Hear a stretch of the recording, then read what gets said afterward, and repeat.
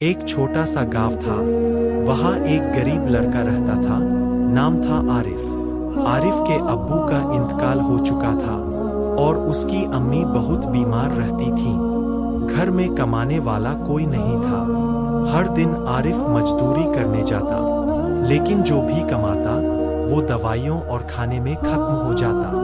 एक दिन अम्मी ने धीमी आवाज में कहा, बेटा, अगर हो सके तो मेरे लिए दवा ले आना, आज दर्द बहुत है।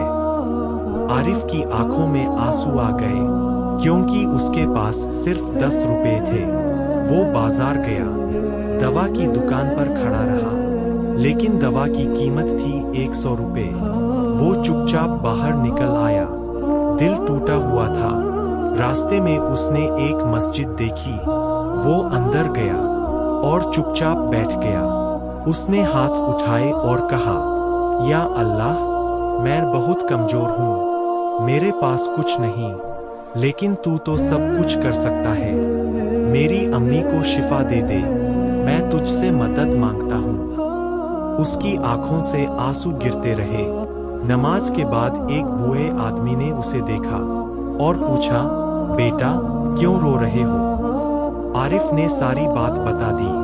बूढ़े आदमी मुस्कुराए और बोले, चलो मेरे साथ। वो उसे दवा की दुकान पर ले गए और सारी दवाइयाँ खरीद दीं। आरिफ हैरान रह गया। उसने पूछा, आप कौन हैं? बूढ़े आदमी बोले, मैं भी कभी तुम्हारी तरह था, और आज जो कुछ है वो सब अल्लाह की मेहरबानी है। फिर उन्होंने आरिफ को कुछ पैसे भी दिए और कहा, ये रख लो और अपनी अम्मी का ख्याल रखना।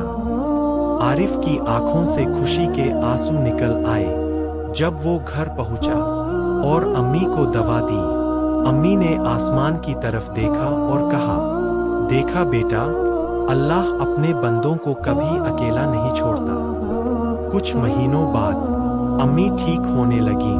अल्लाह पर बूढ़े आदमी ने आरिफ को अपने दुकान पर काम दे दिया। धीरे धीरे आरिफ की जिंदगी बदलने लगी।